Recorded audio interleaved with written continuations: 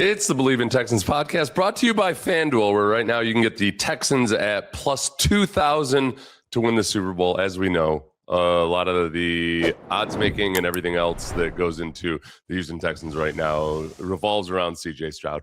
And what do the Texans do to support him? How much better can he play when we get to the playoffs? We won't find that out for about 10 months or so if the Texans make the playoffs. But there's a clip from Adam Schefter that I had missed earlier this week. I want to play it and then show you a comment the Texans commenter, good follow on X, had about this. See if he's talking about me or accusing me of anything. But here is Adam Schefter talking about the extension of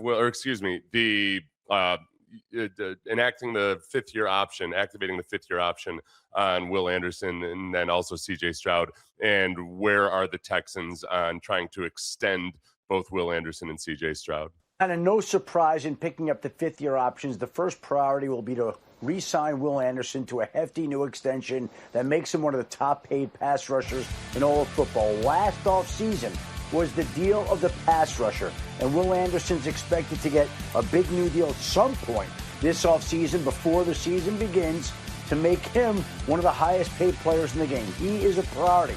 Once you get him done, you can move on to CJ Stroud, who they also want to retain, who they also view as a big building block of their future. They get those two players in the same draft, and the plan is to keep them around in Houston. The plan there is to keep them around for the future. They expected to get the extension in for Will Anderson. And it's always dicey with Schefter because they have him in this role now where sometimes he's kind of giving his opinion, but mostly he's supposed to be dropping nuggets.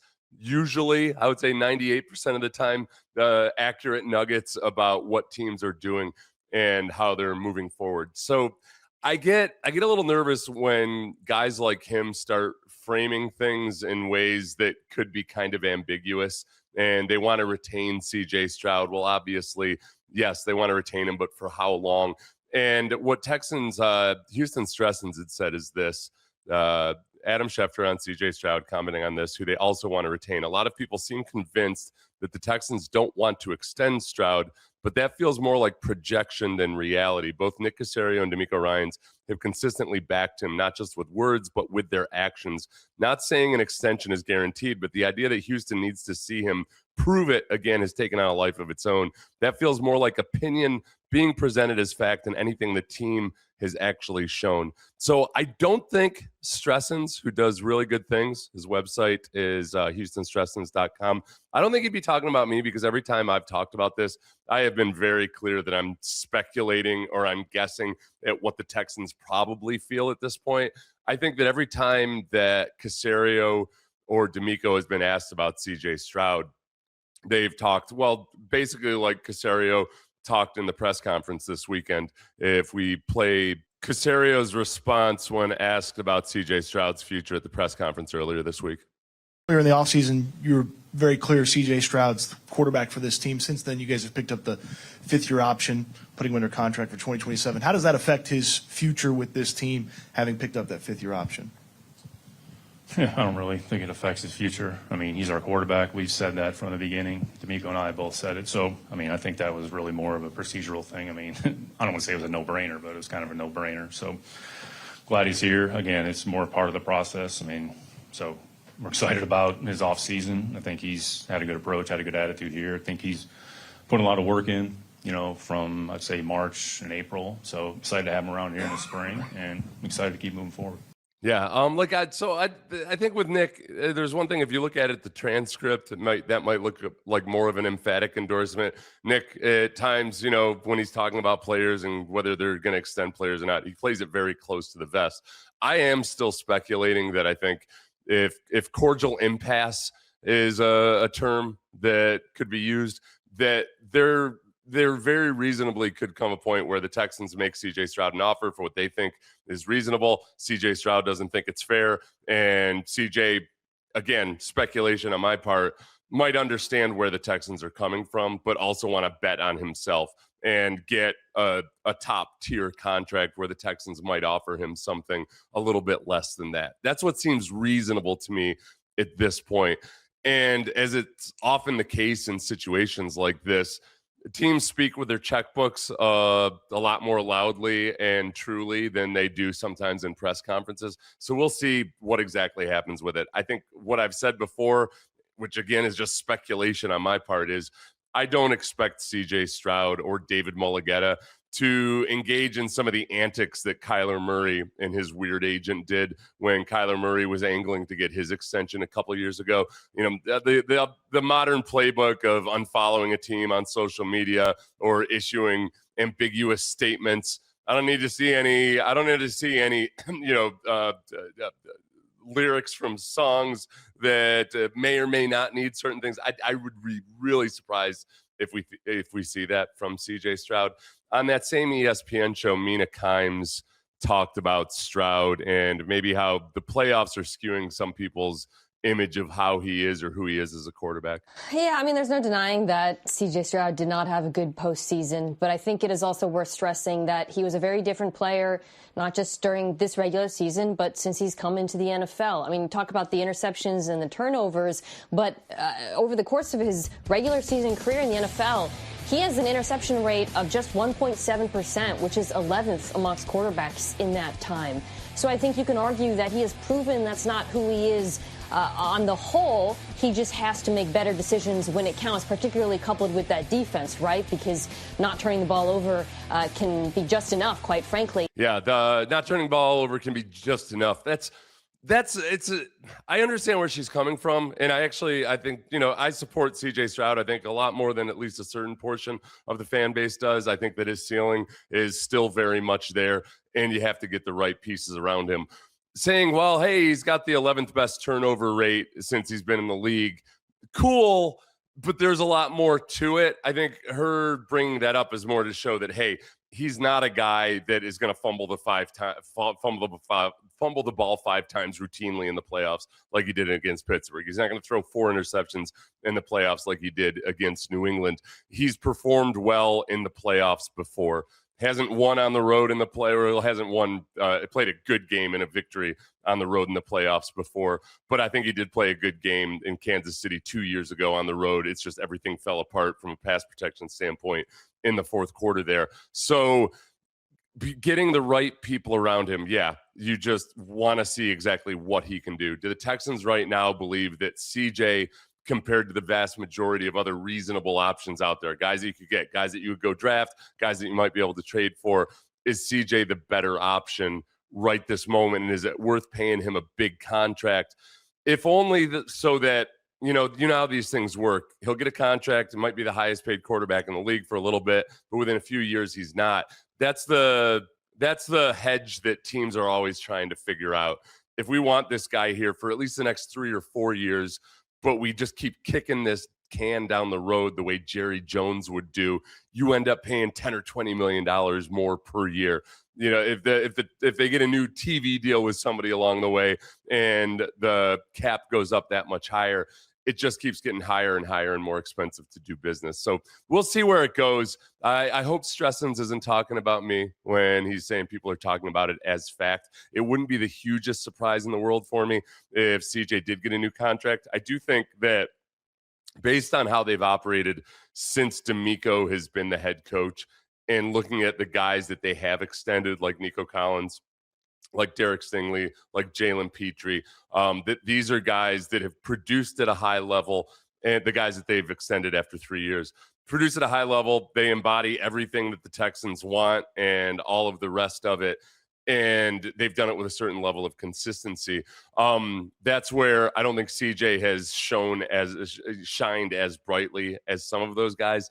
But quarterback is a different position, and a lot of different factors obviously come into play. And right now, the Texans are plus 950 to win the AFC next year. They're tied at 6th best odds with the Denver Broncos, and I think that's actually moved up a little bit. The Jaguars have moved down a little bit. Jaguars have done nothing and very little in free agency. They don't have a whole bunch of draft picks. It's going to be interesting, obviously, to see exactly how Trevor Lawrence does in his second year in that system. Travis Hunter going to be reportedly more defensive back than wide receiver this year. They seem to potentially be abandoning the dream of a two-way player, but we'll see. Yeah, I'm stuck in a spot where I really like Travis Hunter. while at the same time, I really dislike their GM. And he seems like a nice enough guy. It's just the way that he was slapping himself on the back for his draft pick last year before the guy had ever done anything in the NFL. It rubbed me the wrong way a little bit. So I'm stuck at, and obviously it's a divisional opponent. So the Dexter Lawrence situation. More reports out of New York this week that Dexter Lawrence and the Giants are at a standstill, and there's a good chance that he's going to be traded. I cannot even remember how I initially framed it last week or 2 weeks ago when this first became a possibility. Since then, where I was skeptical of trading for Dexter Lawrence, even though I love him as a player, I'm even more so skeptical now for multiple reasons. But really, the biggest is, as we discussed, a Will Anderson extension and a possible CJ Stroud extension. We think about Kamari Lassiter next year possibly getting an extension. The year after that, Kalen Bullock potentially needing an extension. It's possible and very achievable that you can extend those guys. I see a whole lot of people saying that some people are acting like it's a foregone conclusion that Kamari Lassiter is going to get traded away, and I have zero idea where that comes from. I think that Kamari Lassiter might be loved more by Nick Caserio and D'Amico Ryans, again, speculation on my part, than just about any other player on that roster other than maybe Will Anderson. I think they absolutely love him. I think he embodies everything that they want out of a Texans player. And I would be really, really surprised if they traded him away because they can't afford to pay him. They're going to figure out a way to pay Kamari Lassiter as long as he keeps on the same track he's on right now. But that does start to add up, and you're going to have homegrown, high-paid guys. Sure, could you trade for Dexter Lawrence and you give him a 2-year, fully guaranteed Danielle Hunter type of contract or something like that to be sure he's happy? Yeah. Problem is you already have that guy on your roster, and his name is Danielle Hunter. I don't want to give it another Danielle-style contract, which the Danielle contract and situation, remember, you didn't have to give up any draft capital to get him. He was a free agent, and you kind of maybe do something a little bit unorthodox and aggressive because you can do that every now and then. You can't make a business of it. You start becoming the team that's always trying to get these high-priced veteran free agents to bolster a side of the ball in the defense that's already really, really good with mostly the homegrown guys you have, plus a couple additions that you've brought in. Azeez Al-Shaair was an affordable addition. He wasn't homegrown. In a way, it feels like he was because D'Amico Ryans was his position coach in San Francisco. But when you start doing that at the expense of draft picks, especially, and if you're going to give a first-round pick potentially to get Dexter Lawrence in the building, I don't really have an appetite for that. I want my Dexter Lawrence to come via the draft. If they drafted somebody like Caden McDonald this year, I'm not saying he's going to be as good as Dexter Lawrence, but guys like him at some point in the draft, that's where you get those guys. Will Anderson, it was an aggressive move to get up to Will Anderson, and he's there for you. And it also rubs me the wrong way a little bit, even though I'm trying not to be a grumpy old man. The fact that Dexter Lawrence has agitated for a new contract every year since he got his contract that he's on now, and he still has 2 years left on his contract, and he's agitating for a new contract. There's something about that just rubs me the wrong way because I don't like bringing in guys who are constantly agitating for new contracts. The philosophy with the Texans right now, what you hope is that when you extend guys, they understand that, all right, thanks for the money. It's a lot of guaranteed money up front. And I know that as a player, if I do my part and produce and play, that I'm going to be underpaid within a couple of years. Remember, J.J. Watt said that when he got his $100 million contract, which seemed like a big amount of money at the time, which it still is, obviously, in the real world. But when he got his $100 million contract, he said, yeah, if I hold up my end of the bargain, I'm going to be underpaid in a few years. And I like having guys like that get it, that understand, yeah, getting all of that guaranteed money up front is also something that you accept. Yeah, I'm taking this money now for being a really good football player, and I'm not going to go and try to renegotiate every single year after this. So there's just too much, and there's a certain amount of low drama type of atmosphere around the Texans when it comes to guys that just come in and want to play and not be a headache, just do their job and all of that. I think they've got a really good thing going. I think that D'Amico is the rare NFL coach who actually lives by his motivational posters. There's a player every single year you come in, and with different coaches, there's always a bunch of new motivational posters up on the wall. I remember when Kubiak came in 2006, and our position coach, Bob Karmelowitz, been in the league forever. There was some motivational posters in the defensive line meeting room. They were cool. They were all good. I had like a quote here, a quote there, like the typical football type stuff. And Bob Karmelowitz took him down. He said, posters are great and all, but it doesn't replace the hard work on the field. So it's no offense to the previous coach. We're taking those posters down. So you think, okay, no big deal. I didn't feel like he was insulting anybody. And then lo and behold, you come in 2 days later, whole bunch of new motivational posters up on the wall. And the worst is when a head coach, you can tell, got a hold of a motivational book in the offseason, and he decided that, oh yeah, this is the obstacle is the way, or whichever in vogue motivational book is floating around NFL circles, those become the posters on the wall. And it's fun to watch the head coach as he's like, remember, we saw this with Bill O'Brien. We'd call him New Bill, NU Bill, every year because he had this new positive mindset, and he was more relaxed out there. He's not flipping out. All it takes is a little bit of adversity for a lot of coaches to just abandon whatever change they've decided to make while they are on their 2-week summer vacation, and they're right back to themselves. DeMeco lives by that swarm mantra, that special work ethic and relentless mindset. And by and large, the guys that he's retained and the guys that he's brought in also live by that mantra or by that acronym. And I think that with DeMeco, he's a guy I'll listen to when he starts talking about having the right kind of culture. A lot of NFL coaches, when they start talking about building a culture, I look at it with a jaundiced eye, because usually what you see is they'll talk about the culture they want to have, but then they pay a bunch of guys that don't necessarily fit that culture. And this is one thing with Laramie Tunsil, awesome football player. I don't know if he quite fit the culture that DeMeco wanted.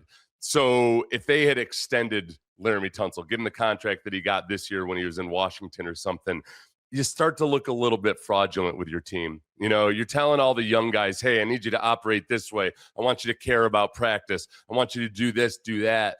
But then you're rewarding the guys who don't do it the right way. As a defensive lineman, what you would usually see is, coaches are screaming about playing your responsibility, be unselfish, et cetera, but then sometimes they pay the guy who's all in business for himself, doesn't give a damn about stopping the run, going, just doing his own thing, and he's getting the big contract.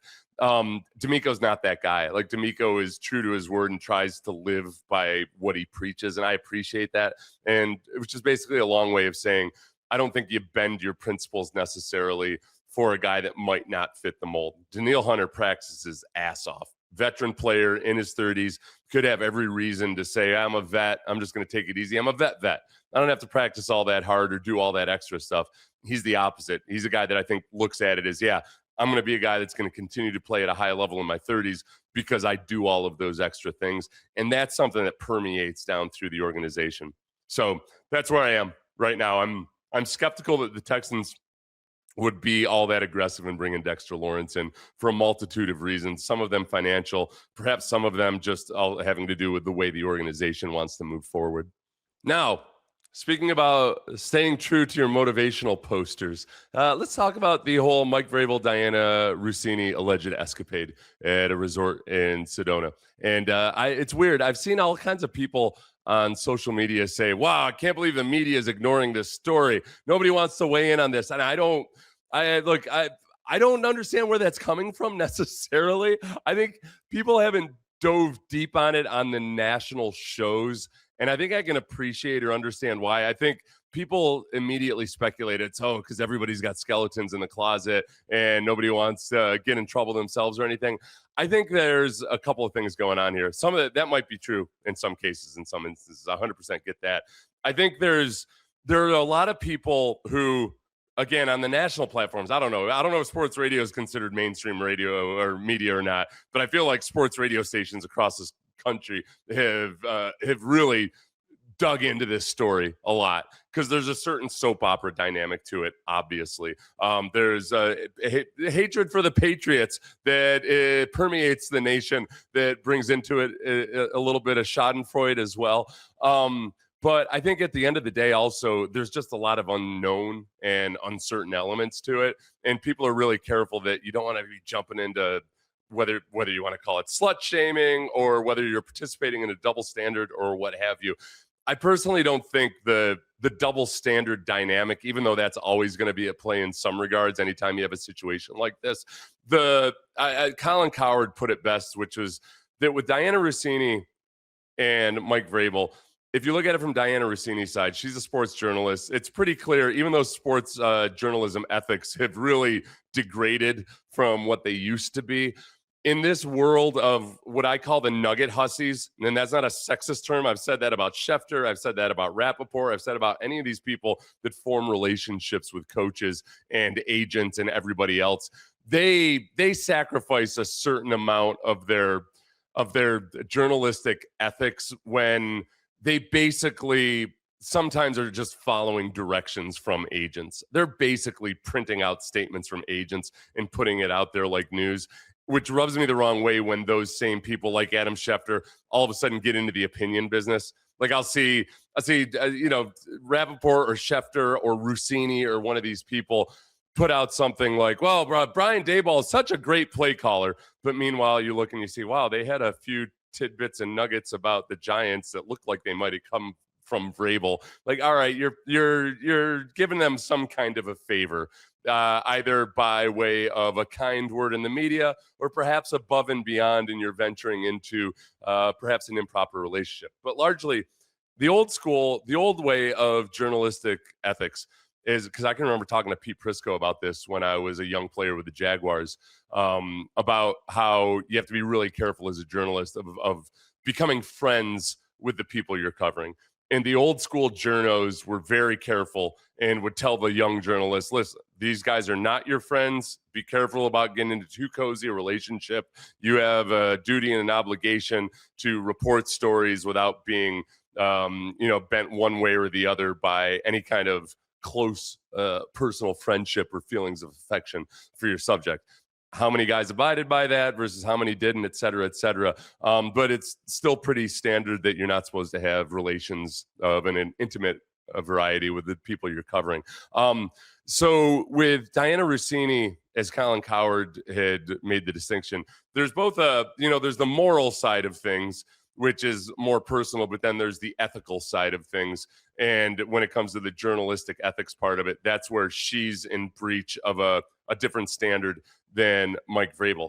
I do think that the unmined part of this so far, and because it's more about the Patriots organization themselves, that itself is, I would love to know, if I were Elliot Wolf, the GM of the Patriots, if I'm Bob Kraft, what leaks have come out of the Patriots or perhaps back in the day in Tennessee that the organization shouldn't have put out there, or what leaks perhaps that Elliot Wolf wouldn't have been aware of that Mike Vrabel may have stepped over a line and disclosed something in alleged pillow talk or something. That's fascinating. I don't think we're ever going to get any kind of elucidation on that front, partly because the person who would be best to report it was Diana Rossini. So the person who is most equipped to potentially give you some kind of scoop on Mike Vrabel, not a chance in hell. Not a chance in hell that she's going to be reporting that stuff. And I don't think we'll ever know or find out. The Patriots have shown in the past an organizational ability to move beyond any kind of transgressions or breaches in trust or operating a certain way or what have you. So I think they'll have the moral flexibility to move beyond this with a coach that just brought them to the Super Bowl. It is what it is in that regard. But I also, and I think the other part of it too is like where I try to pull up short a little bit is you start to have too much fun with this. You got to always remember, okay, there's a couple of families here involved, and this is pretty devastating stuff potentially. And the fact that it's been made public makes it that much more embarrassing, obviously. But we'll see. I don't know. I think, look, go back to Deshaun Watson. I mean, that was a scenario that was criminally underreported by the national media. It was kind of disgusting. And we in Houston would talk about it like they just seemed to be ignoring this story. That to me felt like people didn't want to get into speculation on such serious charges. And then when the criminal charges were dropped, a lot of people in the national media, or maybe under the direction of their outlets to a certain degree, were just really happy to be able to move on and almost act like, okay, we don't have to actually do hardcore journalism on this.